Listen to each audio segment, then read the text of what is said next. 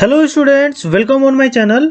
हमने एक series start किया है जिसमें 10 एमसीक्यू हम डेली बेसिस पे रिवाइज कर रहे हैं टॉपिक वाइज। और अभी जो है जनरल साइंस में बायोलॉजी का टॉपिक चल रहा है और ये बायोलॉजी का जो है 6th क्लास है। तो बिना देर किए हम स्टार्ट करते हैं डेली एमसीक्यू 10 का दम। तो फर्स्ट क्वेश्चन देखते हैं हम। Aflatoxins are produce by. Aflatoxins जो होते हैं वो किसके द्वारा प्रोड्यूस किए जाते हैं? तो ऑप्शन है आपके सामने, फंगी, बैक्टीरिया, वायरस और एल्गे। तो इसका सही आंसर क्या होगा? Option A, fungi. एफ्लाटॉक्सिन जो है वो फंगी के द्वारा प्रोड्यूस किए जाते हैं। फंगी का मतलब क्या होता है? कवक के द्वारा। और ये जनरली किस में पाया जाता है? तो ये एग्रीकल्चरल क्रॉप्स में पाया जाता है, जैसे कि मेज, मक्का में पाया जाता है, पीनट, मूंगफली में ये पाया जाता है, और कॉटन सीड। तो ये सब ऐसे एग्रीकल्चरल क्रॉप हैं, मेज, पीनट और कॉटन सीड, जिसमें ये अफ्लाटॉक्सिन जो है वो पाया जाता है। और ये किसके द्वारा प्रोड्यूस किया जाता है? तो ये फंगी के द्वारा प्रोड्यूस किया जाता है, कवक के द्वारा। क्वेश्चन नंबर 2 देखते हैं हम। Lichens are constituted by. Lichens जो है वो किस चीज के बने होते हैं? लाइकेंस का मतलब क्या होता है? काई। काई जो होता है वो किस चीज से बने होते हैं? तो ऑप्शन है आपके सामने, fern and fungi, algae and bryophyta, bacteria and virus और फंगी एंड एल्गे। तो इसका सही आंसर क्या होगा? Option D, fungi and algae. मतलब कि ये जो है कवक का, और एल्गे का मतलब क्या होता है? शैवाल का। तो ये जो लाइकेंस होते हैं मतलब काई, वो फंगी और एल्गे के बने होते हैं, मतलब कि कवक और शैवाल के बने होते हैं।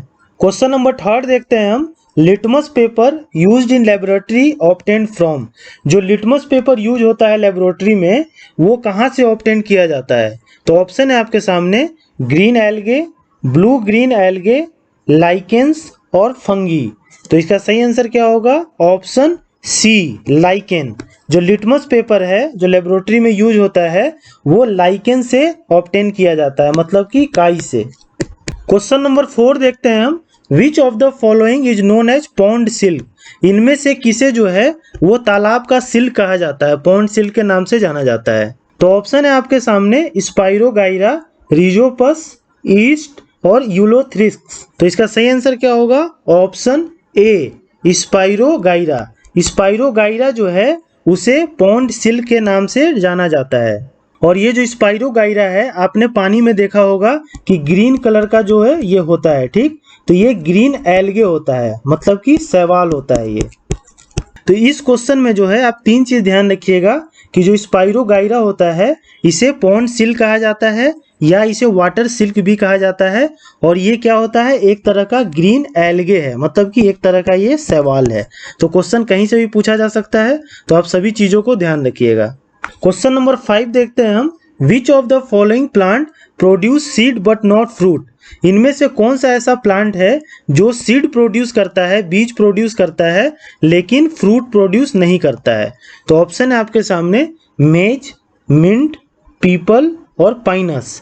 तो इसका सही आंसर क्या होगा? Option D, Pinus. पाइनस जो है ये ऐसा प्लांट है जो सीड प्रोड्यूस करता है बट फ्रूट प्रोड्यूस नहीं करता है। और ये जो पाइनस का प्लांट है ये आपने देखा होगा कोई भी पार्क में जो है ज्यादातर ये हमें देखने को मिलते हैं। क्वेश्चन नंबर 6 देखते हैं हम। Dog bite can cause rabies. Which among the following other animals can cause rabies. मतलब कि डॉग के बाइट करने से हमें रेबीज हो जाता है, ठीक? तो और ऐसा कौन सा एनिमल है जिसको काटने से रेबीज होता है? तो ऑप्शन है आपके सामने, डंकी, बैट, हॉर्स या क्रोकोडाइल। तो इसका सही आंसर क्या होगा? Option B, bat. और एक चीज ध्यान रखिएगा इसमें कि ये जो रेबीज है ये क्या होता है? हाइड्रोफोबिया, इसी को हम कहते हैं, ठीक ना? और हाइड्रोफोबिया बीमारी में क्या होता है कि पानी से जो है वो डर लगने लगता है। ये पिछले लेक्चर्स में मैंने आपको बताया था इसके बारे में। और ये किस वायरस से होता है? तो वायरस का नाम क्या है? रेबीज वायरस ही है, ठीक? क्वेश्चन नंबर 7 देखते हैं हम। Penicillin is isolated from. Penicillin जो है वो किससे अलग किया जाता है? पेनिसिलिन क्या है? एक तरह का एंटीबायोटिक है, ठीक? पिछले लेक्चर्स में मैंने बताया था आपको कि पेनिसिलिन जो है ये पहला एंटीबायोटिक है जो डिस्कवर किया गया था, किसके द्वारा? अलेक्जेंडर फ्लेमिंग के द्वारा। तो ये जो पेनिसिलिन है ये किससे जो है अलग किया जाता है? तो ऑप्शन है आपके सामने, फंगी, एल्गे, वायरस और बैक्टीरिया। तो इसका सही आंसर क्या होगा? Option A fungi. ये जो पेनिसिलिन एंटीबायोटिक है ये किससे अलग किया जाता है? तो फंगी से अलग किया जाता है, मतलब कि कवक से। तो ध्यान रखिएगा, काफ़ी इंपॉर्टेंट है ये। और ये भी ध्यान रखिएगा कि ये पहला एंटीबायोटिक था जिसे डिस्कवर किया गया था। और किसने डिस्कवर किया था? तो अलेक्जेंडर फ्लेमिंग ने किया था। क्वेश्चन नंबर 8 देखते हैं हम। Which of the following animals breathe through the skin? इनमें से कौन सा ऐसा एनिमल है जो स्किन से सांस लेता है? तो ऑप्शन है आपके सामने फिश, पिगॉन, फ्रॉग और कॉकरोच। तो इसका सही आंसर क्या होगा?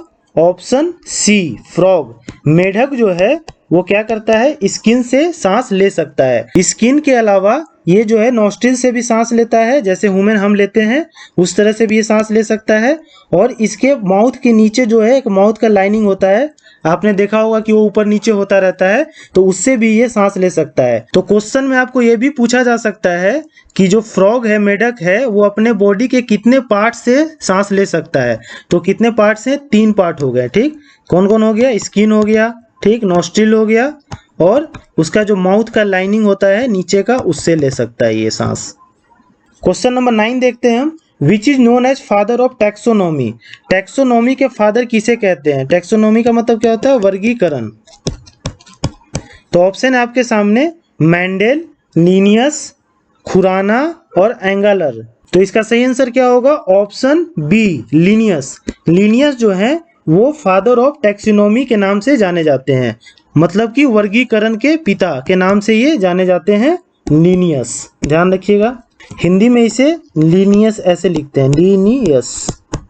क्वेश्चन नंबर 10 देखते हैं हम। क्लोव इज ए, लौंग जो होता है वो क्या होता है? तो ऑप्शन है आपके सामने फ्रूट होता है, ड्राई फ्लावर बर्ड होता है, वेजिटेटिव बर्ड होता है या सीड होता है? तो इसका सही आंसर क्या होगा? Option B dry flower bird होता है। ये जो फूल का कली होता है वो क्या होता है? जब सूख जाता है तो ये क्या बन जाता है? ये क्लोव होता है, ठीक। तो ये ड्राई फ्लावर बर्ड होता है, ध्यान रखिएगा, काफी इंपॉर्टेंट है, ये भी एसएससी में पूछा हुआ क्वेश्चन है। मैं जितने भी क्वेश्चंस कराता हूँ आपको डेली एमसीक्यू में, वो किसी ना किसी एग्जाम्स में पूछे हुए क्वेश्चन है और आपके एग्जामिनेशन पॉइंट ऑफ व्यू से काफी इंपॉर्टेंट होते हैं, ठीक। तो होप आपको सारे क्वेश्चंस क्लियर हो गए होंगे। सो मिलते हैं नेक्स्ट वीडियो में 10 नए एमसीक्यू के साथ। और अगर आपको ये सीरीज पसंद आ रही है तो please like, share and subscribe to my channel. Thank you.